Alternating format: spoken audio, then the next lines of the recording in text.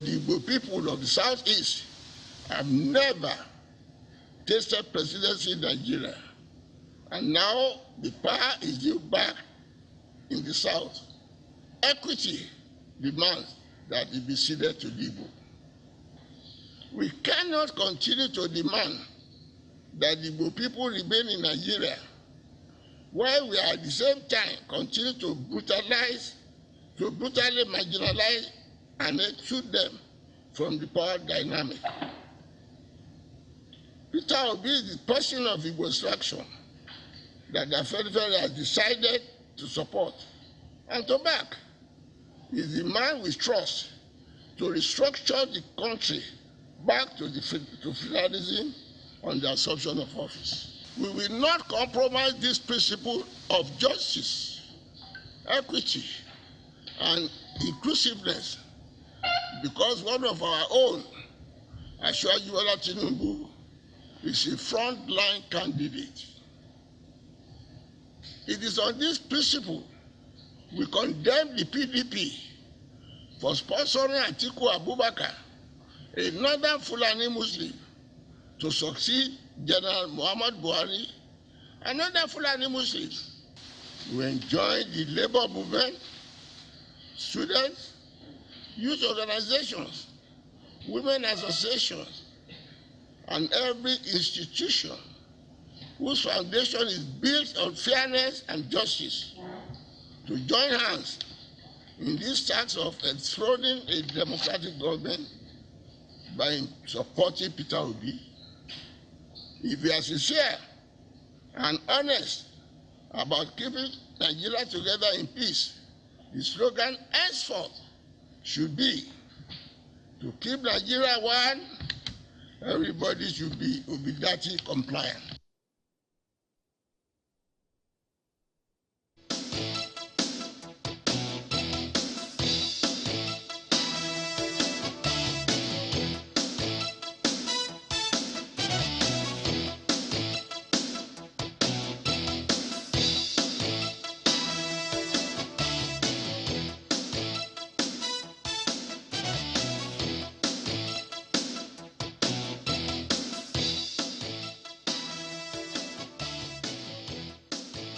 Thank you for staying with us. Well, to have a conversation around that, which you have just seen and heard, we have Boyega Adejuma with us. He is an Afenifere chieftain and a member of the National Caucus and Exco of Afenifere. Thanks for joining us this morning, sir. It's good to be back here again. Tell us about that press conference. What informed that decision? We had this World Press Conference yesterday. And looking at the whole idea of having to go to the press and inform the world of our decision, it's just in the culture of Afenifere to articulate its views and to put across the prescient issues that Afenifere have always stood for in all of our 71 years. What happened yesterday was just putting together all that Afenifere since inception has always stood for, which is true federalism, which is true representation, which is about equity, which is about standing on the high moral ground, which is about making the unity of this country the paramount thing that should be of concern to everyone. And if we are going to have to live in harmony, in unity, then there will have to be a balancing of the ethnicities and in giving opportunity and liberty to every citizen. Tracing our trajectory, right from 1946, when we had the Richardson Constitution, the Macpherson Constitution, to the Littleton Constitution of 1954. The other constitutions have been unitary. We fought for, at the London Conference, a situation where the multi-ethnicity, the way we are put together, different religion, different ethnicity, different languages, will only make a whole lot of meaning if all the component parts feel comfortable, that we have confidence in the system, that we have a constitution that caters for all of us. And the only way we can do that is to have a federal system. One of our revered leaders, one of the founding fathers, Dr. Nnamdi Azikiwe, came back from that conference. If you have your archives here, you can check. On the front page of the newspapers coming from London, he said it is federalism for Nigeria and nothing else will matter. And anytime we deviate from that, and anytime we take ourselves away from that and pursue other things, that is when trouble occurs. We must make sure that for the continued existence of this corporate Nigeria, everyone must have a sense of belonging. Nobody should have a sense of entitlement. And when it has to come to power, every bloc must be given the opportunity to be able to present a candidate that will unify, that will signify, and that will have to conform with the essence of federalism. That is what we did yesterday. But, you know, there are those who wonder why has it taken Afeni Ferry this long, given that over the past, is it for 8 years or 7 years now, the power structure in the country has been as it is. The president is northerner, the vice president is Yoruba, the Senate president is from the north, the deputy Senate president is from South-South, the Speaker of the House is Yoruba, and the deputy speaker is from the northern extraction. None of them is really from the southeast, as you put it. You so said it all. Wonder, I'm just asking, why has it taken this long for this agitation, so to speak, by Afeni Ferry? Why not before? The truth of the matter is that Afeni Ferry has always said everything that you have just said, but perhaps in different forms and languages, wherever it will occur for us to say so. We never shied away from it. Even when President Obasanjo was in power, we still demanded for equity. We still demanded for what the 19th Constitution lacked. We didn't say it was, oh, the Yoruba's turn and then we'll keep quiet. We forced President Obasanjo to embark upon this exercise of looking at the Constitution and working on the Constitution and making it truly federal. If not for the third-term agenda, President Obasanjo was right on his way. And if you look at the history of how it all happened, right back to the Okuta panel, Papa Adebanjo said to the whole world, if this 1999 Constitution is to subsist, then we cannot guarantee the continued existence of Nigeria. That prompted the Obasanjo administration to do that. And again in 2014, we were behind the idea of the confab. And what will be the idea of the confab? Balancing, equity, making sure that every opportunity abounds to the federating units to be able to present the best they have in offices. That is exactly what the confab was about. So we've always spoken. We've always spoken. And we will continue to speak for as long as we remain Afeni Ferry. Make no mistake, we have a very strong foundation. If you build something on nothing, it is not going to work. But ours is built on the solid structure of Papa Obafemi Awolowo and the founding fathers, which included Papa Ayo Adebanjo, having looked at the whole situation as it occurred as at that time, and coming to even putting together when there was no Google. Papa Awolowo wrote about 16 books. Go and check all of that which Afeni Ferry holds as ideal. The ethics of having to play politics, the ethoses of the Omoluabi that is incorporated in the Afeni Ferry. And in all those books, what you will find will be equity. Papa Awolowo actually predicted the emergence of an Ijaw president. How could Afeni Ferry have been anything different from the trajectory that have become part of us, embedded in our soul, that you have seen yesterday? Okay, but then you also know, of course, that there's been some reaction, some backlash, if I can use the word, to that decision yesterday. One of it is by the Ulusi-led Afeni Ferry in an interview that said, look, that the leadership, you know, that made that declaration yesterday has hijacked, personalized, and privatized the Afenifere name. That? That's the Olusi-led faction of Afenifere. Well, Olusi-led Afenifere, that's what I wouldn't know about that. Okay. What we know is that there's only one Afenifere. Okay. We've had Afenifere, Papa Olowo as leader, Papa Ajasin who took over, Papa Adesanya, Papa Fashionati, now Papa Adebanjo. I wouldn't know of any other Afenifere. Okay. But is that to say that you are not aware that there are objections in some quarters? There will always be objections. Okay. Why would there not be objections? People have all manners of what you might call influences. You can't take that away from the polity. But again, if anyone is after liberty, but then in your pursuit of liberty, you go after self-aggrandizement, then you deserve neither. If you are going to look at the present political situation, in every aspect of our lives, what do we have? We have brokenness. We have brokenness in economy. We have brokenness in the polity. We have brokenness in the politics. We have brokenness that has resulted into terror. And why would we have all of this? The lure of the looker. People are pursuing other interests, different from the interests of serving and making sure that we have a successful nation. How do you convince anyone that there isn't any interest, so to speak, for the Afenifere that you are speaking for even now? Because at the end of the day, it's always about interests. That's what they say. It is self-evident what we are doing. If we want to be about those who think it's about ethnicity, then of course we're not going to be true to self. We're not going to be different from those who want to perpetuate themselves in power.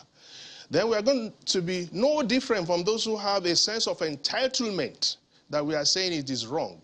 We're talking of federal character. So it is self-evident that the only interest we have is to serve the common man, is to bring unity. Otherwise, then we'll make it a Yoruba thing. There are at least three Yoruba presidential candidates. The SDP has Mr. Adebayo Adewale, who happened to have been the very first secretary of the OPC. And of course, everybody knows the relationship between the OPC and the Afenifere. But it is not about ethnicity. It's not about where we come from. It's not about presenting a Yoruba, because that would not be fair. In 1999, we had President Obasanjo of the Yoruba. 8 years of him. We had 3 years of Yaradua. Thereafter, we had 5 years of the South-South. Then it went back to the north again, 8 years of Buhari. In between that, we have 8 years of a Yoruba vice presidency, and then you expect Afenifere. With all that we have gone through, with everything that we have said that have come true, it is only when people do not listen to us. And I want you to go back in history. It is only when people don't listen to us, it is when people deviate from the norm that the founding fathers put together in making sure that what is entrenched is the true federalism, that Nigeria goes astray, that things go bad. We've always maintained that posture of standing on that high moral ground, and we won't ever shift. It is when we tell Nigerians, please observe this. Other countries will be so proud of their founding fathers. They will stick to the tenets that have put them together. It's only here that people jettison such. But we keep reminding them, this is the basis upon our coming together. Anytime we move away from it, that is when we have trouble. So how can it be self-serving? We are not serving anyone. We are only serving this nation. If we want to have something to accrue to ourselves, then of course let a Yoruba man be there. And then of course he's either going to be my brother, my friend, or somebody we grew up together, and all of that put together. But that is not going to serve anyone. That will be service to self. Okay. Afenifere is about service to others. There is also the word out there that, there was no meeting, there was no place where Afenifere sat down to make this decision. There was just one person who made the decision on behalf of everybody and called a press conference. Why should I answer that question? Well, I'm thinking, is somebody part of us who is saying that, or somebody who is on the outside? Are you in the same organization with me? The same Afenifere, where yesterday, the deputy leader of Afenifere, Kabiyesi Oba Olaitan, Oladipo Olaitan, who has spent no less than 50 years in Afenifere, was sitting next to the leader? Was it about an Afenifere that is not in full unison? And you had the Secretary General of Afenifere, Chief Shola Ibisheni, sitting by the left-hand side of Pa Ayo Adebanjo. Or are we talking about Chief Shukwoshonivare, who, of course, is the treasurer for Afenifere? Everybody knows Chief Shukwoshonivare. Everybody knows his father. His father was one of the founding fathers of the Afenifere. Or are you talking about those who sat at the feet of Papa Awolowo, Dr. Ebushonaya, Engineer Bayo Adeneko, who were all there with the leader yesterday? So why would I want to demean Afenifere or demean myself by succumbing to such a very derisory, very laughable question? Well, there is also there's this partnership that's been on with between Afenifere and other socio-cultural and socio-political groups all across the nation. The South and the Middle Belt Leaders Forum, the Ohaneze, and the rest of them. Is there such partnership on this particular decision of Afenifere? For instance, is Ohaneze on the same page with you? Is the SMBLF leadership also on the same page with you? I'm happy you asked that question.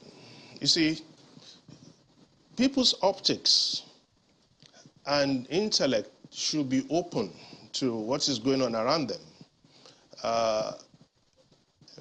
At times, we look at things and we don't see. There's nothing we do that is not in the open. In 1964, before even Papa Awolowo went to jail in 1963, there had been an accord between the Action Group and the NCNC of Okpara. The letter Papa Awolowo wrote to Ironsi about his wrongful incarceration had it all there, where he was being told that renounce your alliance with the NCNC and then you won't go to jail. We had DM Okpara campaigning in Yoruba land in 1964. We had Papa Awolowo picking Philip Umiadi as his vice presidential candidate in 1979. We had Mama Udinamadu, who was the first vice president of the UPN. One of the spokespersons of the UPN in those days was an Igbo man. We had MCK Ajuluchukwu, who was the secretary of Afenifere. So why would people not look at all of this and see a trajectory, a normal, logical, sequential progression of the Afenifere with the Igbo? It's always been there. But let me tell you a story. In 2015, going towards 2015, Afenifere came out and said, do not vote for Buhari. Again, like I said, it is when they don't listen to us that people go astray. And we had our reasons, knowing fully well that nothing positive was going to happen with Buhari. In 2016, Papa Adebanjo formed what we call the Yoruba Summit Group. About 42 Yoruba groups came together. And the idea was, it's only going to be about restructuring that could save this country. And we had that rally in 2017 at Adamasinga, in Ibadan. We had a governor, Ayodele Fayoshe, then all the other governors sent their representatives, including the vice president who sent Ojudu to that gathering. It was even an APC man, Niyi Akintola San, who moved that motion at that Ibadan declaration that the only thing the Yoruba would demand, the minimal, irreducible element that we will hold on to continue to be part of this union, is to have restructuring. Now, at that meeting, Afenifere invited the Ohaneze. under the leadership of Chief Nyanwodo. They not only came, they came with their cultural troops to entertain us at Adamasingba. So the Igbo came, they felicitated with us on that day. The Pandef came and felicitated with us on that day. They addressed the gathering. Chief Nyanwodo did. Leaders of the South did. Leaders of the Middle Belt did. 2017. And that was the beginning of what we call the SMBLF. So why would people not see all of this? Or did they think that we were joking? Now, we couldn't have been joking, and I'll tell you why. Everywhere you go, the news is bad. The news feed is talking about Yahoo Yahoo. The news feed is talking about rituals. The news feed is talking about graduates who cannot get jobs. The society is broken. And we are leaders. We cannot continue to allow what, of course, will be the inevitable if we do not stem the tide of destruction. So we formed the SMBLF to be able to take care of the future of our children. And in everything that we have done in 5 years of SMBLF, maybe you are seeing the culmination of it now. Because every month we meet and we deliberate and we take decisions.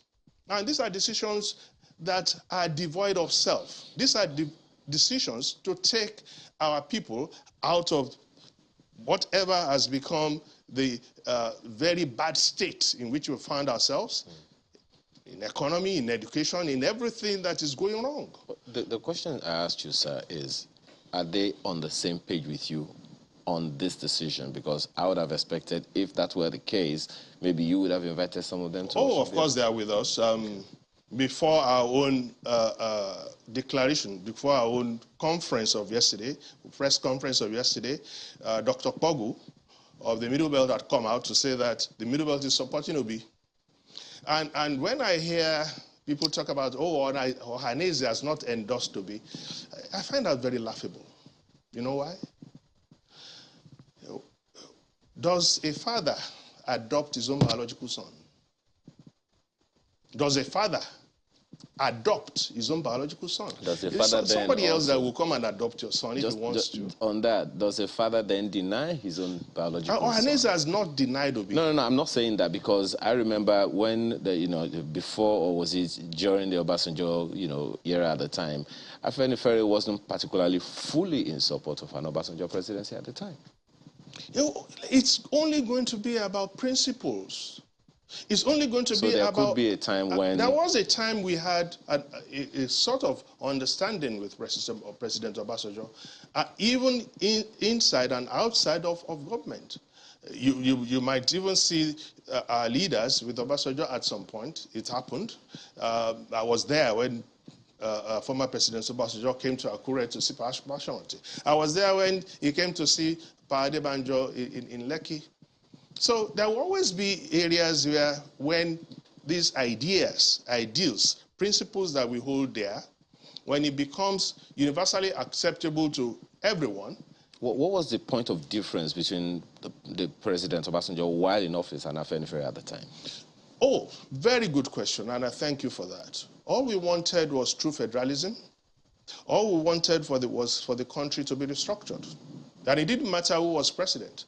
As at that time, all we needed, right from the trauma of June 12, was to have confidence put back into the nation, because certain parts were traumatized, certain people were trampled upon, values actually were trampled upon, and we wanted our people to live in dignity. All we wanted was a constitution that was our own. We were not actually part of this 1999 constitution. In fact, President Obasanjo himself did not see that constitution until the day he was sworn in. And all we wanted, as at that time, was to have a rethink about that constitution. We had predicted, like I said, that nothing good was ever going to come out of that constitution. So we remained in engagement, wanting that constitution to be changed, or to have a broad situation in which all the nationalities will sit down together and be able to form a constitution of our own, something close to what happened in 2014.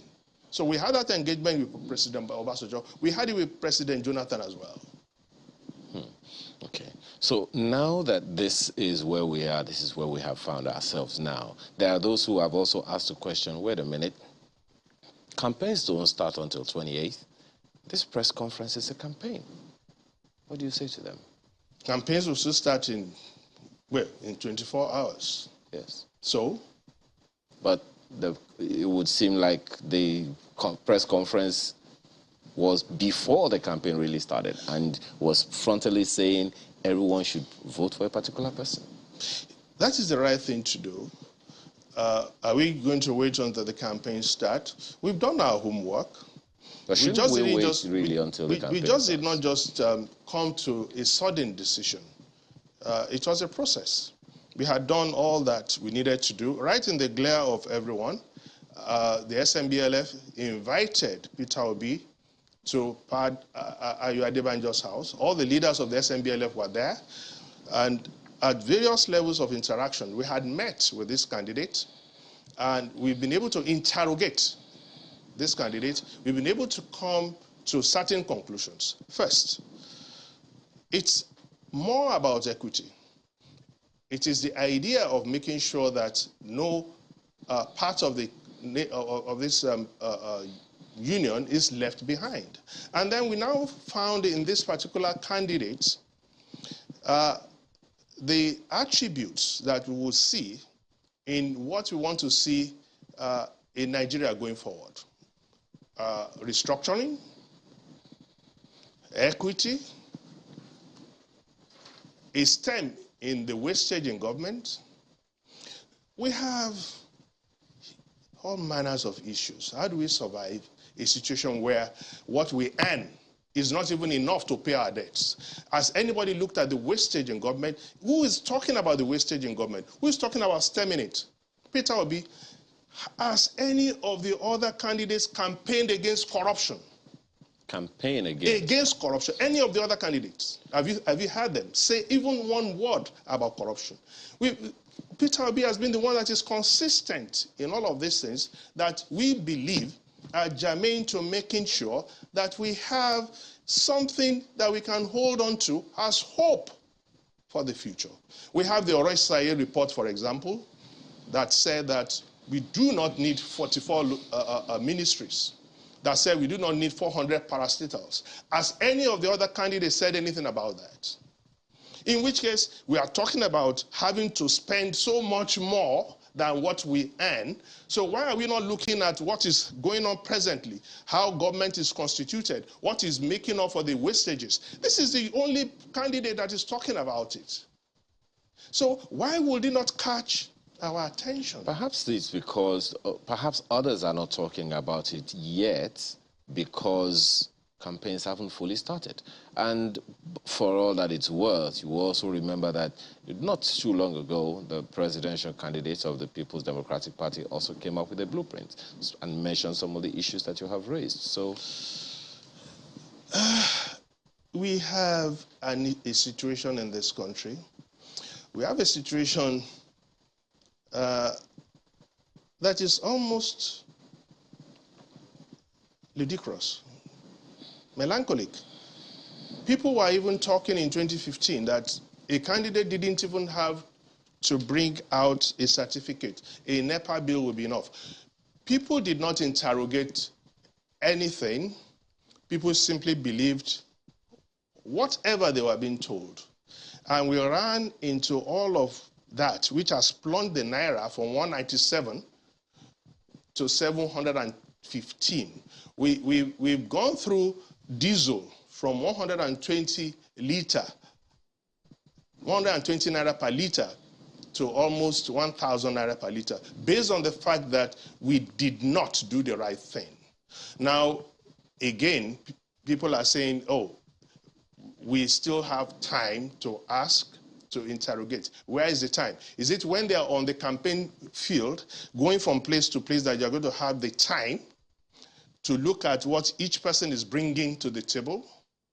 Now they've gone around the country doing their own primaries. What are they telling people? They've had interviews here and there. We've seen gaffes. The social media feed is full of gaffes. People making certain statements of employing 50 million youths, which is, well, you know what it is.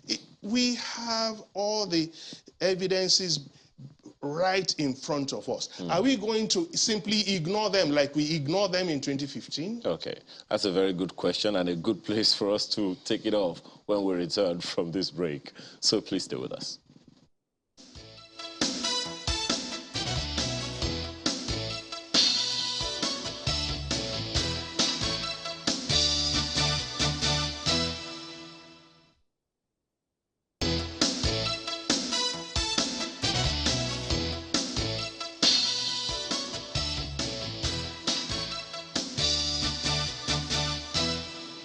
Thank you for staying with us. Let's go to Abuja now. Chamberlain has some questions. Go ahead. Well, yeah, Oladotun Hassan joins me here. He's the president of Yoruba Council Worldwide. Good morning. Thank you for coming on today's program. It's a pleasure to be on the program. Well, yeah, you heard Afeni Ferry's perspective on the matter. They think based on equity, fairness, and justice, they feel that their endorsement or their support for the candidate, the presidential candidate of Labour Party, is in order. What does your group think about that? Well, we must acknowledge the fact that every individual has their personal right to support whoever they believe. It's a fundamental right. But it will be, it will amount to ultra-virus conduct and illicit mode of campaign when you are at the expense of you supporting your candidate. It is laced with hatred, bedeviled with penchant comments against the candidate of another party. Yes, Afenifere has the right to support. It's an against candidate of another party? Yeah. Which party? Well, that is Asiwaju's their albatross. That has been the campaign they are really after against. So it's not that maybe their support for Obi or for Peter Obi is at the instance of their hatred against Asiwaju. And to that effect, what is their modus operandi? What is their philosophy? We are all disciples of Awolowo. We all believe in the philosophy. If Awolowo were to be alive today, this is a repetition of what happened between Awolowo and Akintola while he was contested, because somebody from within would definitely rise up against the same man that is coming from within, from the southwest. Now, we may have to play that piece again Yes.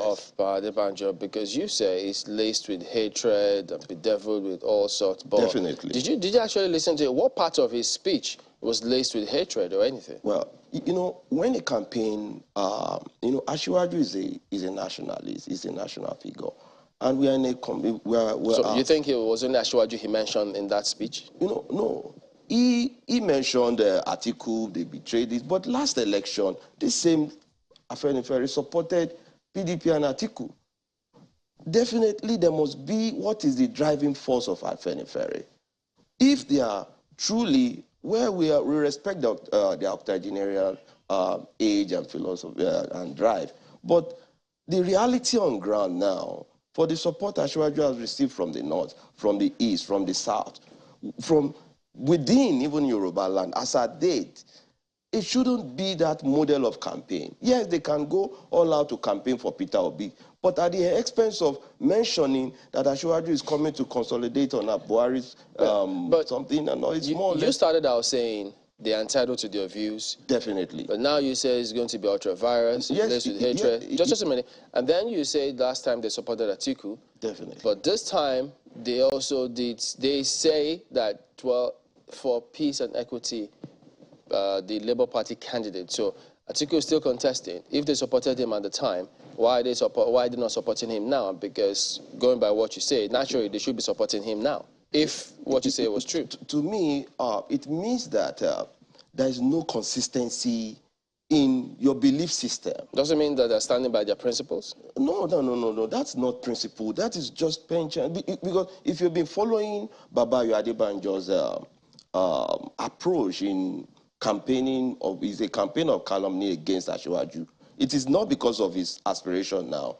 He has always been on that hill. At any given instance, Asiwaju will always come to the front. There has been issues that have been dragged, either being given house, being given denial and all that. We are not coming into all that. It is insignificant to discuss that on here. But what concerns us is that, yes, they are on their own premise arrive at the Peter Obi's endorsement. Yes, as Afeni Ferry, as a group, an association of people who have their interests.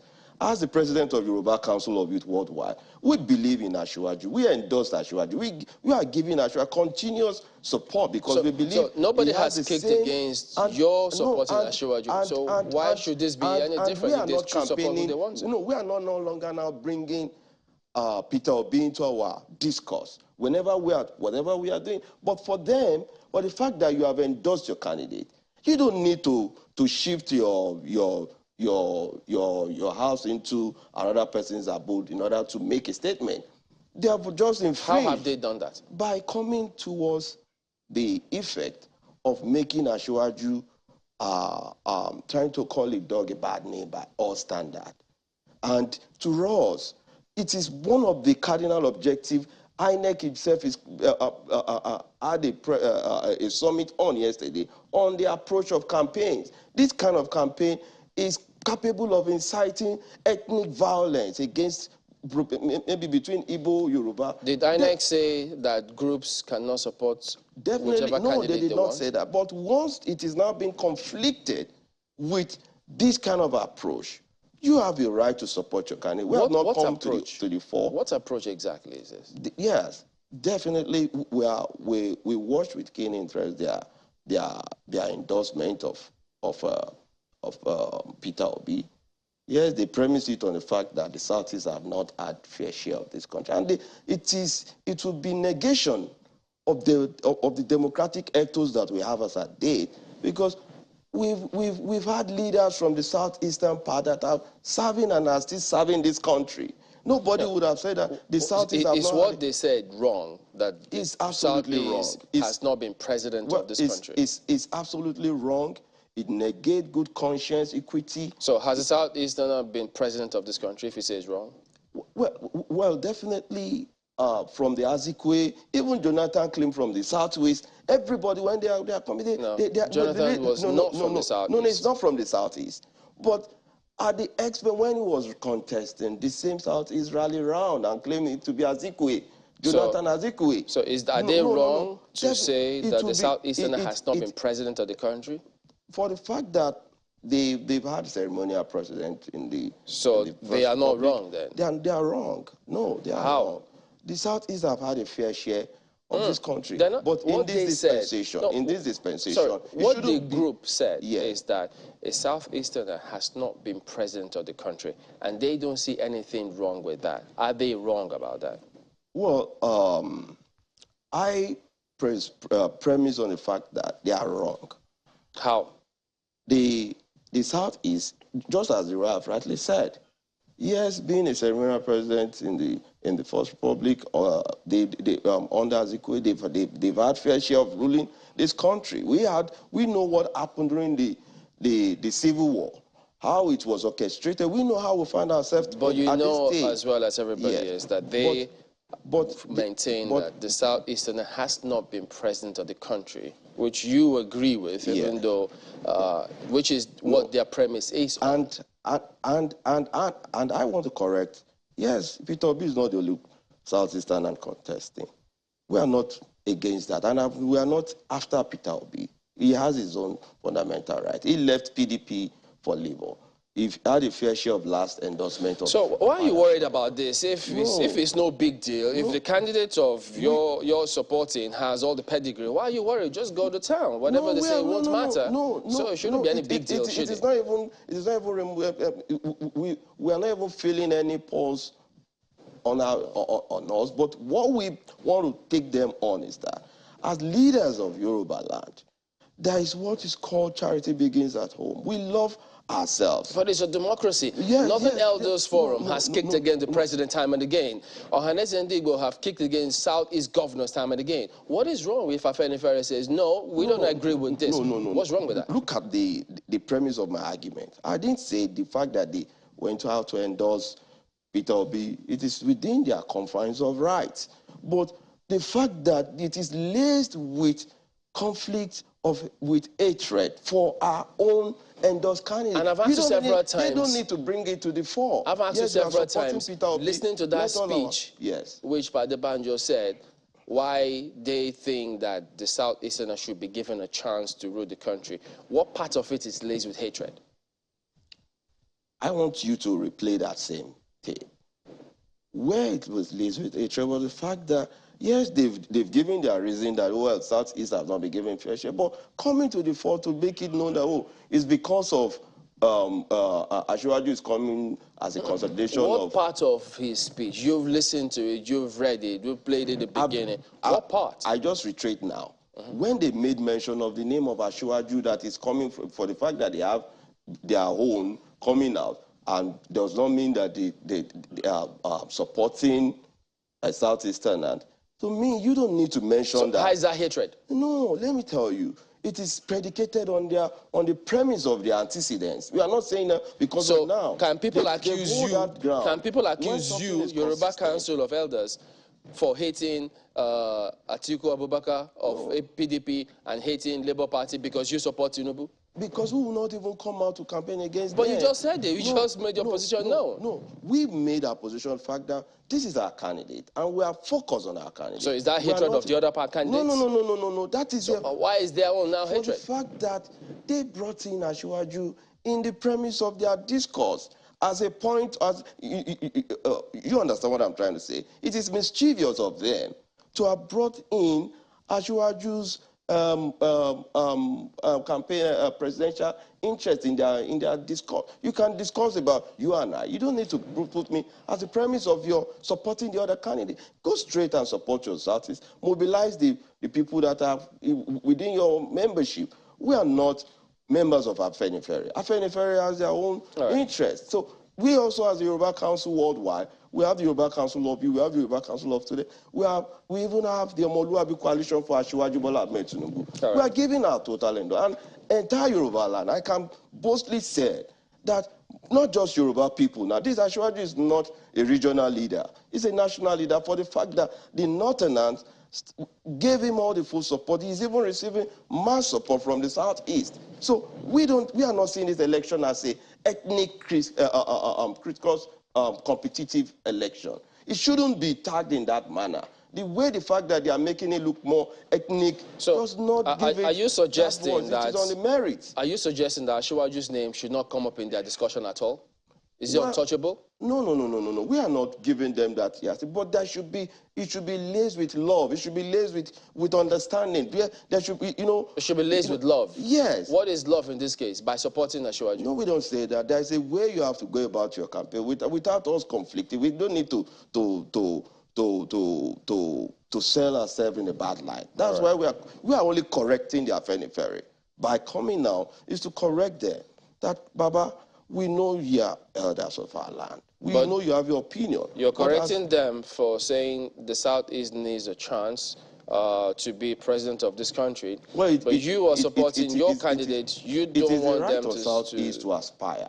But you don't want them to do the same thing that you're doing. Wait, look at the kind of... if you go on social media today, the approach of some of these Southeastern brothers of ours to this election is more or less like somebody is reverberating a war song. It does not, the way they come at your candidate. How do you mean by that? Everybody, why do you think? Because they abuse.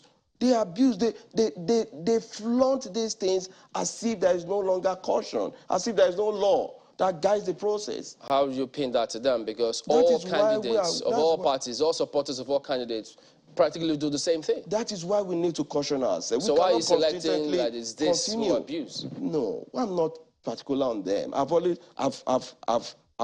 given an overview of how situation is being played out now. And what we are trying to caution is that the media has a huge role to play by having a way to model discourse around. We cannot, after 2023, Nigeria will still be there. Nigeria is our only country. The media hears... We need to do all our best to love the country. And I believe strongly campaigns should be based on issues. What are you coming to do? Is it a restructuring? Is it economy? And these are blueprints Asiwaju has before. If it's going to be based on issues... And that's why we are still retreating our right, endorsement we need to, for Asiwaju Bola Ahmed Tinubu Shettima presidential campaign. Which is the same thing Afenifere has done, which you say is hatred.